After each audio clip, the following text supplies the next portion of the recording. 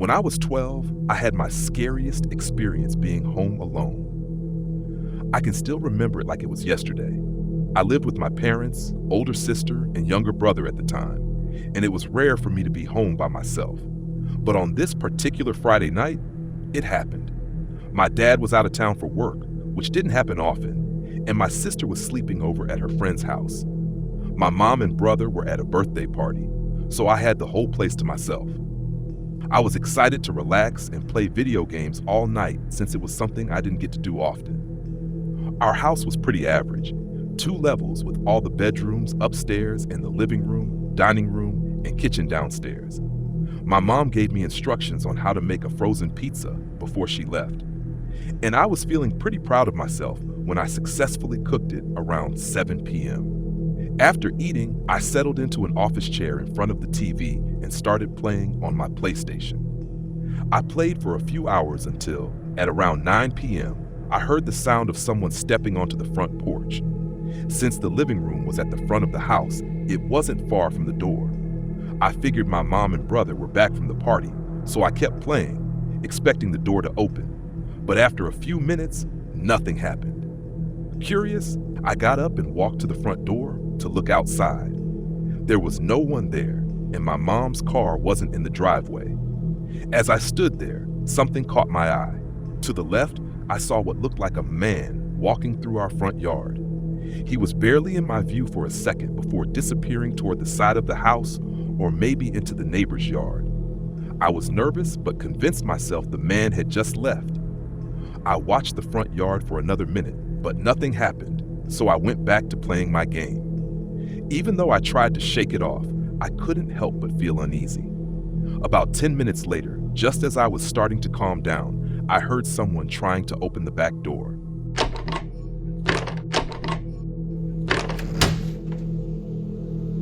Our back door led to the kitchen and then out to the patio. The sound of the door rattling was loud, and I instantly jumped up, ran to the phone, and called my mom. I didn't hear any more noises, but I told her what had happened. She told me to call the police and that she would come home as soon as she could. Shaking, I called the police and gave them my address. Then I ran upstairs to my room, hid behind my bed, and covered myself with blankets. I was too scared to listen to what was going on, just hoping the man had left. It felt like forever, but after about 10 minutes, the police arrived.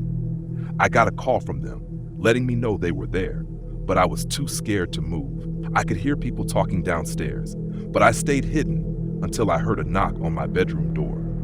When a voice said police, I finally opened it, and an officer told me they had caught a man who had broken into the house. It turned out the man had managed to get the back door open just as the police arrived. They arrested him before he could steal anything or do any damage.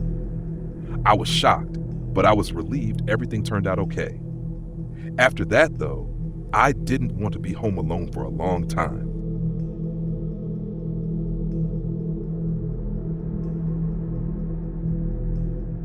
Two summers ago, my wife and I were on a cross-country road trip to visit family for a big gathering.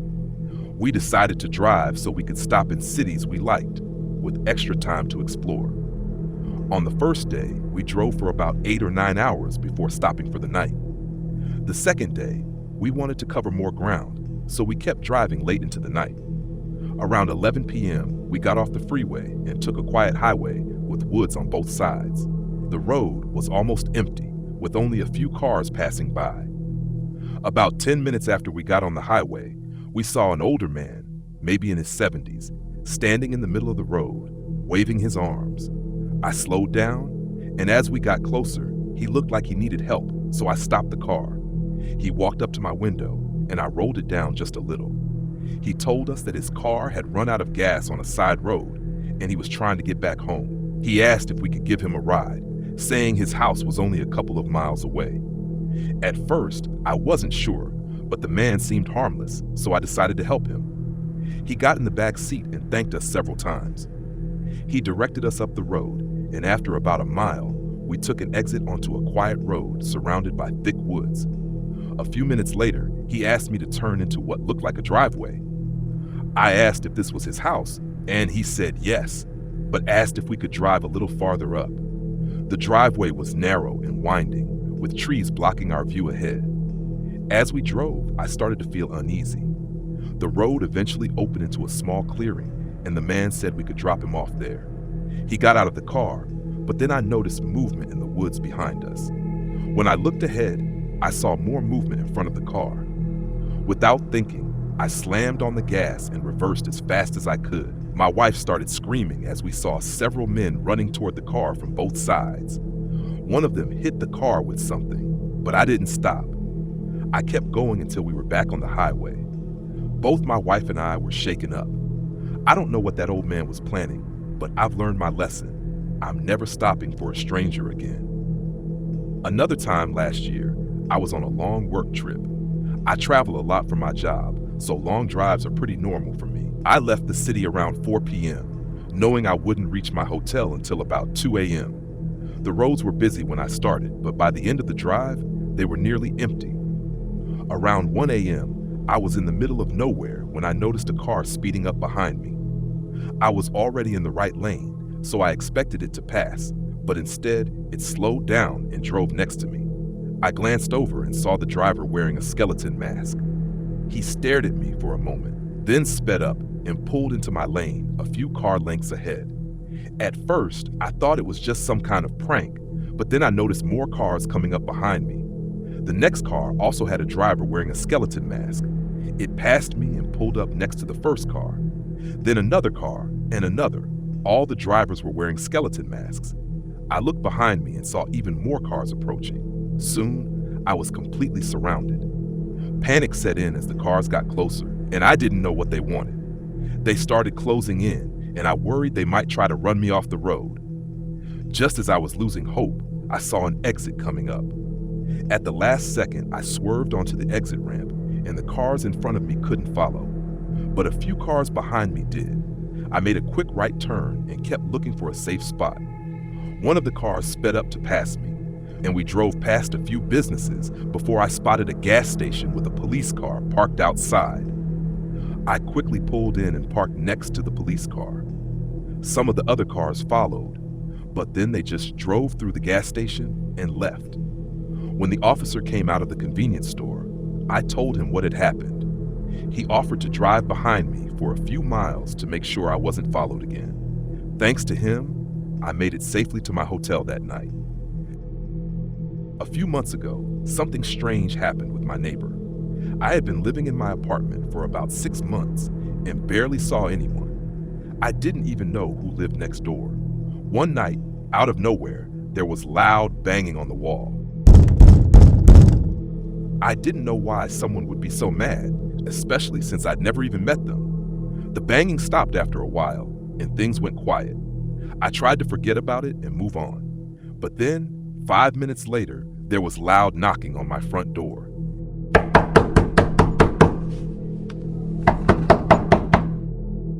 It sounded like whoever was banging on the wall had come to the door now. After about 30 seconds, I got up and walked over. As I reached the door, the knocking stopped. I looked through the peephole, but nobody was there. I thought maybe it was my neighbor, but I didn't know what they looked like or why they'd be angry. I considered going over to ask, but something didn't feel right. Based on how hard they were banging, I decided to leave it alone. The rest of the night was quiet, which was a relief. The next morning, as I was leaving for work, I walked past my neighbor's door. Just as I did, I heard it open. I remembered the noise from last night but kept walking. I took the stairs as usual and noticed someone following me. When I glanced up, I saw a man walking behind me, but I didn't get a good look. I assumed it was my neighbor. I went through the lobby and out the front door, and the guy followed me outside. As I headed to my car in the parking lot, I noticed him standing about 50 feet away, just staring in my direction. It felt weird, but I shrugged it off and drove to work.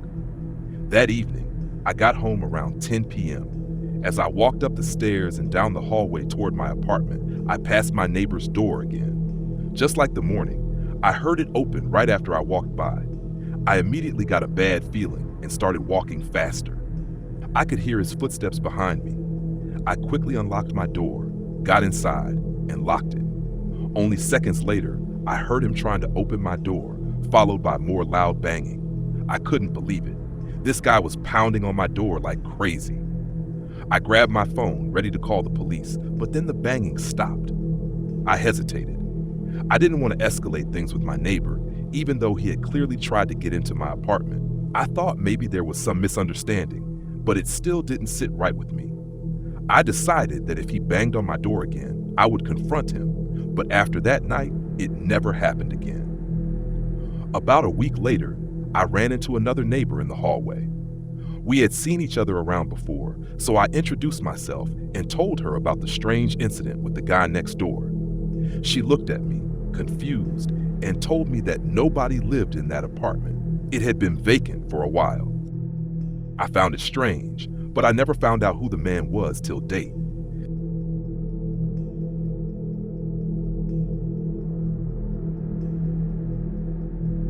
A few years ago, I was driving across the country because I was moving from one side to the other. I was traveling alone, and for a while, I enjoyed living out of my car. The only issue was my old car. It wasn't in great shape. I had planned to buy a new one after the move to avoid the hassle, so I just hoped my old car would make it. For the first couple of days, the car did fine. But on the third day, after driving almost 10 hours in the heat, things started to go wrong. It was night by then, about 9 p.m., and I was driving on a quiet highway through the woods. It wasn't a major road, just a shortcut the map had suggested. I felt the car starting to lose power, and it eventually died on the side of the road.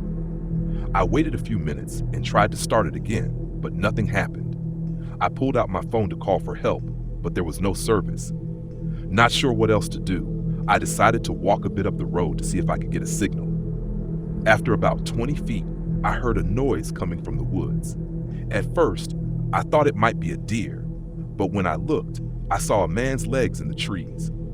I couldn't see the rest of him, but it was strange and made me uncomfortable. I quickly went back to my car, locked the doors, and kept looking out at the woods, but I didn't see anything else. I tried restarting my phone, hoping that might help me get some service. While I was waiting for it to restart, I suddenly heard a noise from the right side of my car. My heart nearly stopped when I saw a man standing right at my passenger window, staring in. He looked dirty, and he wasn't wearing a shirt. He tried to open the door, but it was locked, so he started banging on the window. I froze for a few seconds, terrified, before I started yelling at him to go away. It didn't seem to scare him off. I checked my phone again, but I still didn't have any service. Then, just as suddenly as he started, the man stopped banging on the window and ran back into the woods. I watched as he grabbed a large stick and started walking back toward my car. At that moment, I knew I had to get out of the car and run. I didn't know where I would go, but staying in the car didn't feel safe anymore. Just as I was about to open the door, I saw bright headlights behind me. A truck had pulled up, and a man wearing a camo jacket stepped out. He asked if I needed help, but then he noticed the guy with the stick coming toward my car. I told the man in the truck that the other guy had been trying to break into my car. Without hesitating, the man in the truck grabbed a gun from under his seat and yelled at the shirtless guy. As soon as he saw the gun, the guy dropped the stick and put his hands up. The man from the truck gave me his phone to call the police. Luckily, his phone had service, and we waited for the police to arrive. It was a night I'll never forget. The police took the man away and my car was towed. I stayed at a nearby hotel that night. Once my car was fixed, I sold it as soon as I got to my new home. I wasn't taking any more chances.